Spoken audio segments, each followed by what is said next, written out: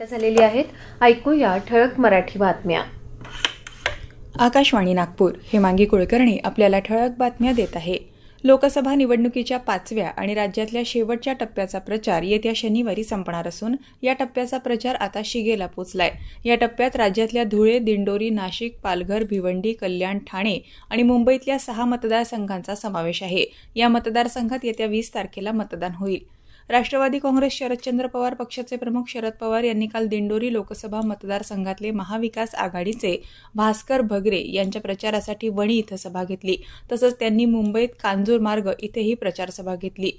तर शिवसेना उद्धव बाळासाहेब ठाकरे पक्षाचे अध्यक्ष उद्धव ठाकरे यांनी नाशिक लोकसभा मतदारसंघातले महाविकास आघाडीचे उमेदवार राजाभाऊ वाजे यांच्या प्रचारार्थ नाशिक इथं सभा घेतली.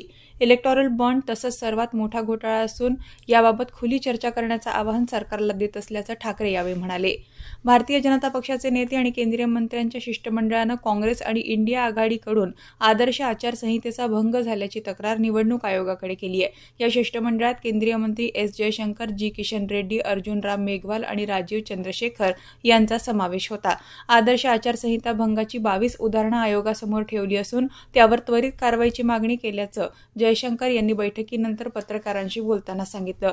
राष्ट्रीय स्वयंसेवक संघ विदर्भ प्रांताचे संघ शिक्षण वर्ग 17 मे ते 2 जून पर्यंत स्थानिक शिक्षण प्रसारक मंडळाच्या आदर्श विद्यालय चिखली, जिल्हा बुलढाणा इथं आयोजित केले जातील. विदर्भ प्रांताच्या स्वयंसेवकांसाठी आयोजित या वर्गामध्ये शारीरिक, बौद्धिक व्यवस्था आणि सेवेचं प्रशिक्षण दिलं जाईल.